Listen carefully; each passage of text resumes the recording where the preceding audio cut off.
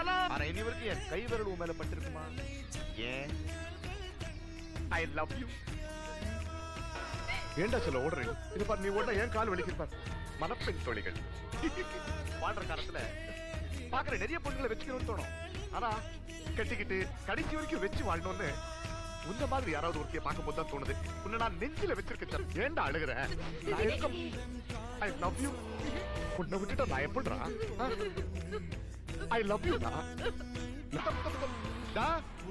நீ என்கிட்ட ஒரு கோடி ரூபாய் எடுத்துட்டு போவேன், திருப்பி சம்பாதிச்சு. ஏன் ஒரு 10 கிலோ தங்கத்தை எடுத்துட்டு போவேன், திருப்பி வாங்கி.